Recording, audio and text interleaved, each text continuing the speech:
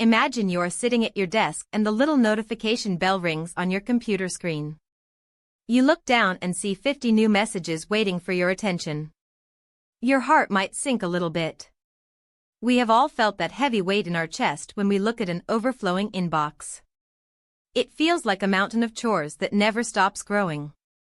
Every day we spend hours typing and reading and clicking, but we rarely stop to think about what we are actually doing to each other.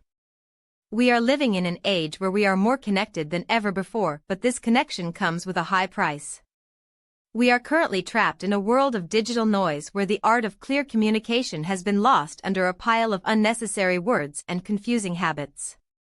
To understand why we feel so tired, we have to look at how we view the simple act of sending an email. Most of us see email as a very basic tool for work or social life. This is the surface concept we deal with every day. We think that being polite means adding a lot of extra sentences. We ask about the weather or we ask how someone is feeling even when we do not really know them. We think these small social additions make us look kind. We believe that using big complicated words or special professional talk makes us look smart and important. We spend a lot of time choosing the perfect greeting or the perfect way to say goodbye. We treat every message like a formal letter from 100 years ago. But in reality, this way of thinking is actually making things harder for everyone. When we add all this extra weight to our messages, we are not being more polite. We are actually creating more work for the person on the other end. We are forcing them to hunt through paragraphs of small talk just to find the one piece of information they actually need. This leads us to a very deep hidden assumption that most people carry without realizing it. We often assume that the person reading our email has nothing better to do than spend their whole afternoon reading our words. We assume that if we write a long message, we are showing more respect. But the truth is exactly the opposite. The most respectful thing you can do for another person is to value their time.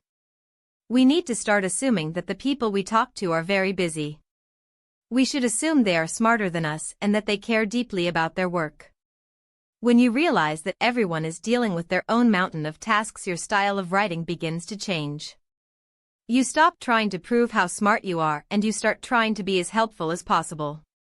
You begin to understand that a short and clear message is a much greater gift than a long and flowery one. If we look at the structural pattern of modern communication, we see that it has become a burden. We are constantly throwing digital balls at each other and expecting the other person to catch them. This creates a cycle of stress that never ends. One person sends a long confusing email and the second person has to spend 10 minutes trying to understand it. Then the second person sends back another long email to explain their confusion. This goes back and forth and suddenly a whole hour of the day is gone. The pattern is one of increasing complexity and decreasing clarity. We use jargon and secret industry words that make us feel like we belong to a special club, but these words act like walls. They block the flow of ideas. To break this pattern, we must embrace a new structural goal, which is the reduction of the burden. We need to strip away everything that is not essential. This brings us to a total reframing of our digital lives. Instead of seeing email as a place to perform or show off, we should see it as a delivery system for clarity. Imagine if every message you received was easy to read and easy to answer. Imagine if you could look at your inbox and feel calm because you knew you could handle everything quickly. This is a radical shift in perspective. It means that the most professional person is not the one who writes the most, but the one who writes the least while still being clear. It means choosing simple greetings like hi instead of formal titles. It means signing off with a simple and kind phrase like best wishes and then stopping. When we reframe communication as a way to reduce the load on others, we are practicing a very deep form of empathy. We are saying that I care about your focus and your energy, so I will not waste it. Applying this to your daily life is a simple but powerful practice. Start by looking at the next email you are about to send. Read it over and see if you can take out 2 or 3 sentences that do not add real value. Ask yourself if you are asking about someone's health just because you feel like you have to. If you are, then delete it.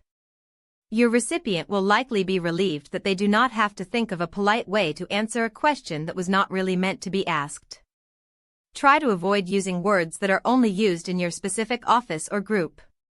Use the same simple language you would use if you were talking to a friend over coffee. This does not mean being rude. It means being direct. It means being honest about the fact that we are all busy and we all want to do a good job. We can extend this thinking beyond just our computers. We can think about how we talk on the phone or how we leave notes for our families. In every part of our lives we can ask, how can I make this easier for the other person to understand? Think of the peace that would come if everyone practiced this. We would have more time for deep work. We would have more time for our families and our hobbies. We would not feel so drained at the end of every day.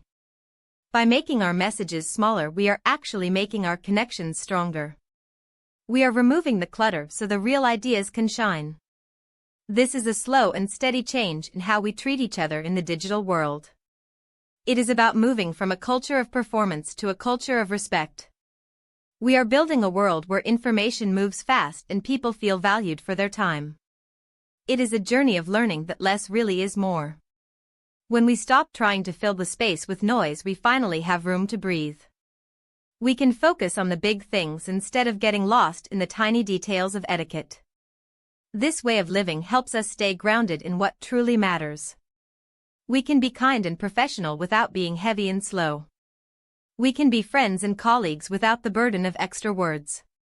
Every time you hit send on a short and clear message, you are helping to fix the broken world of digital noise. You are helping someone else breathe a little easier. You are part of a movement toward a more focused and peaceful future. It is a quiet revolution that starts with a simple greeting and ends with a clear point. The more we practice this, the more we realize that the best way to connect is to be as clear as the blue sky. We can all be part of this change right now in this very moment. When you look at your next message, before you press send, ask yourself if every word you have written is truly helping the person on the other side, or if you are just adding to the weight they already carry. If you knew that the person you're emailing only had 60 seconds to read your message and 50 other people were waiting for their help, how would you change your words to make sure they felt supported instead of overwhelmed?